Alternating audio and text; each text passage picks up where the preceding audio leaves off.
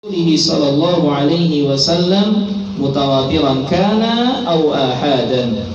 Ya, setiap yang sahih dari sunnah Rasulullah sallallahu alaihi wasallam atau hadis-hadis Nabi sallallahu alaihi wasallam, ya, yaitu baik yang berupa ucapan, baik yang berupa perbuatan maupun berupa penetapan Nabi sallallahu alaihi wasallam. Karena hadis atau sunnah di kalangan para ulama ahlul hadis itu yang dimaksud di situ adalah perkataan Nabi, perbuatan Nabi, ya, ataupun pembenaran dari Nabi SAW terhadap perbuatan para sahabat radhiyallahu anhum, ya.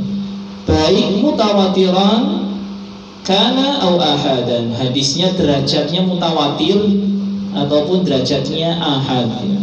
Dan mutawatir di sini maksudnya adalah yang diriwayatkan oleh banyak jalur, baik dari kalangan para sahabatnya, kalangan para tabi'innya, para atba'i tabi'in, yang meriwayatkan itu banyak, ya. Itu namanya mutawatir, ya. Itu yang diriwayatkan, ya, 10 ke atas, ya. 10 ke atas itu mutawatir, ya. Au ahadan, atau hadis yang ahad, derajatnya ahad, ya. Ahad itu yang meriwayatkan sedikit, bisa jadi hanya satu orang saja setiap generasi, ya. Di para sahabat yang meriwayatkan hadis ini cuma satu tok, di kalangan para tabi'in pun satu saja, di kalangan tabi'in atba'i tabi'in juga satu saja. Itu bisa disebut dengan hadis ahad. Dan kategori hadis ahad juga ini ada yang misalnya dua orang ada, itu namanya aziz, atau yang masyhur, yang 3 sampai 10 meriwayatkannya, itu disebut dengan hadis masyhur. Tapi kategorinya ini hadis ahad, ya, hadis ahad, ya. Jadi kalau kita belajar ilmu mustalah hadis berkaitan tentang pembagian hadis, nanti ada hadis mutawatir, ada hadis ahad, ya, hadis ahad. Kalau mutawatir itu yang meriwayatkan banyak sehingga, ya, kesahihannya itu lebih kuat, ya, lebih kuat. Maksudnya ketika diriwayatkan oleh banyak orang kan kemungkinan didustakannya itu kan sedikit, ya. Berbeda kalau dengan hadis yang diriwayatkannya cuma sedikit, ya. Cuman walaupun hadis itu kategorinya ahad, ketika itu adalah hadis yang sahih, semuanya itu bisa jadikan istilahnya pijakan dasar, ya. Karena patokan hadis itu dijadikan sumber, dijadikan landasan kita beramal adalah kesahihannya. Adapun banyaknya riwayat itu hanya sebagai penguat, penambah, ya, penambah. Ya, ini berkaitan tentang hadis, ya, hadis. Ya, insya Allah kita akan mempelajari lebih lanjut kalau dalam masalah ini ketika kita belajar tentang mustalahul hadis, cuma tidak pada tempatnya di saat sekarang ini. Jadi intinya, ya, pokoknya sumber pengambilan, ya, atau pokok istilahnya pondasinya yaitu dari Al-Quran, Kitabullah, dan juga dari hadis-hadis Nabi SAW yang sahih, ya, yang sahih, baik mutawatir ataupun baik ahad, ya.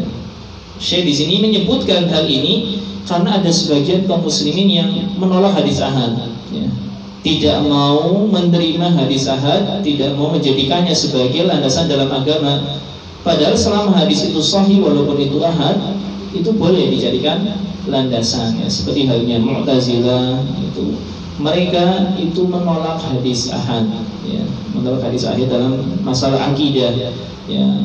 Yang masyhur di dalam masalah ini adalah hadis tentang azab kubur, ya, hadis tentang azab kubur yang diriwayatkan oleh sahabat Barra bin Azib, ya, bin Azib. Itu hanya diriwayatkan oleh satu orang saja, sehingga orang-orang Mu'tazilah tidak menerima hadis tentang azab kubur, ya. Mereka menolak adanya azab kubur, ya.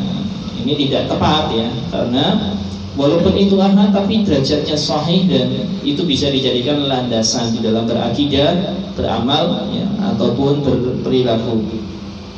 Baik. Syekh kemudian mengatakan,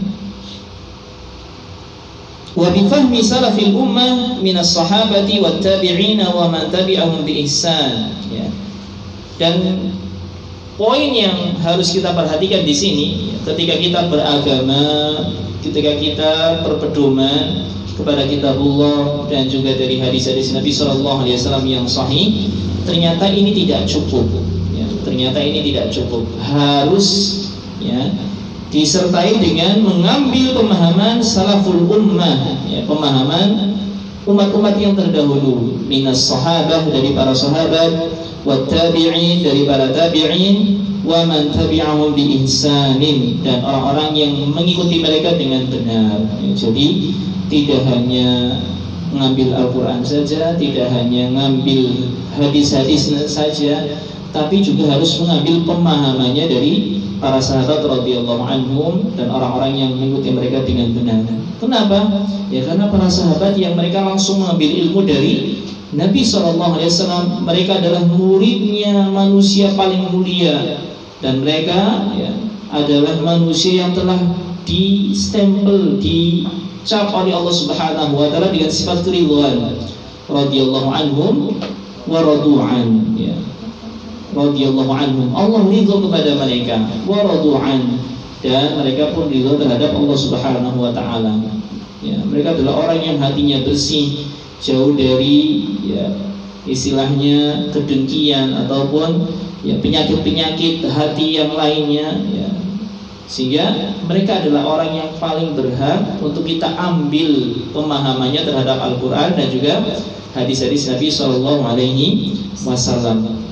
Maksudnya ketika kita belajar tentang Al-Quran, hadis Nabi SAW, kita cek perkataan para sahabat bagaimana pemahamannya, ya.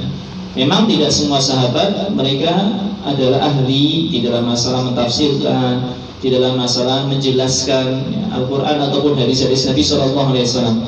Ada sebagian mereka yang memang menonjol dalam masalah ini, dan kita bisa mengambil dari mereka. Ya, semisal kalau dalam masalah Al-Quran, ya, ada sahabat Abdullah bin Mas'ud radhiyallahu an, ada sahabat Abdullah bin Abbas radhiyallahu an, dan sahabat-sahabat yang lain. Memang tidak banyak, tapi perkataan mereka, penjelasan mereka, penafsiran mereka tentang Al-Quran dan hadis-hadis Nabi SAW ada. Kita bisa dapatkan di dalam kitab-kitab tafsir ataupun kitab ya, syarah hadis, ya, kitab syarah hadis. Ya, kalau dalam masalah tafsir kita tahu ada tafsir Al-Quran Al-Azim, ya, yang ditulis oleh Al-Imam Ibnu Katsir rahimahullah ta'ala, ataupun tafsir yang lainnya seperti tafsir At-Tabari, ya, tafsir Al-Qurtubi, dan juga kitab-kitab tafsir yang lainnya yang diakui oleh para ulama, ya, kebagusan ya, penjelasannya, ya, dan kesahihan ya, derajatnya ya, dari hadis-hadis yang dimunculkan di situ, asar-asar yang disampaikan oleh penulis di situ. Ataupun kalau yang zaman sekarang yang banyak dikaji di majelis-majelis ta'lim, ya, adalah buku tafsir milik ya, atau yang ditulis oleh Syekh Abdul Rahman bin Nasir As-Sa'di, ya, Taisir Karimir Rahman fi Tafsiri Kalamil Mannan. Ini tafsirnya ringkas, ya, penjelasannya simple tapi mengena, ya. Syekh Abdul Rahman bin Nasir As-Sa'di rahimahullah ta'ala, beliau ya istilahnya mengambil tafsir dari ya, Al-Quran ataupun hadis bersumber dari kitab-kitab terdahulu, tapi diambil intisarinya sehingga lebih mudah, ya, lebih mudah untuk dibaca dan dipahami oleh orang-orang zaman kita sekarang ini yang memang kalau baca banyak ya, artikel panjang aja tuh melelahkan, ya, nggak betah. Ya, makanya kadang-kadang kalau zaman sekarang itu lebih cocok dengan yang ringkas-ringkas saja, ya. Ringkas-ringkas saja. Dan alhamdulillah banyak ya, dari para ulama ataupun para asatidz yang menulis dalam masalah ini, ya. Kalau kita di Indonesia, alhamdulillah guru kita, Ustaz Firanda, alhamdulillah juga punya buku tafsir, ya, yang alhamdulillah juga bisa dibeli dengan bebas, ya.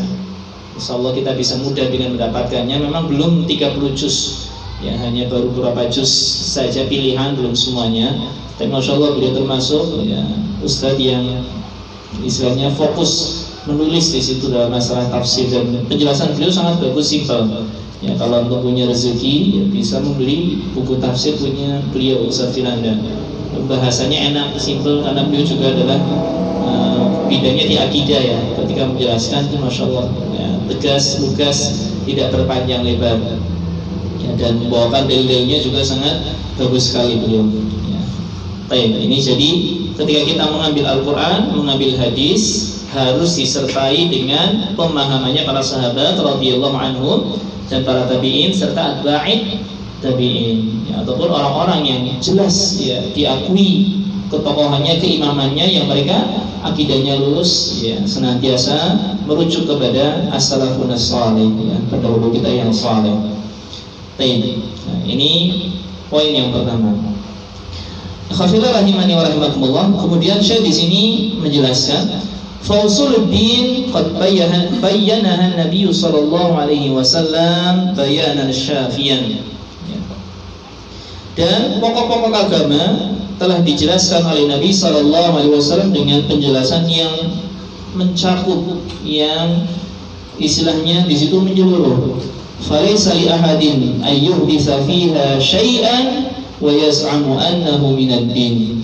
Maka tidak boleh bagi seorang pun untuk mengada-adakan sesuatu yang baru, ya, mengadakan sesuatu atau menambahkan terhadap apa-apa yang telah disampaikan oleh Nabi Shallallahu Alaihi Wasallam.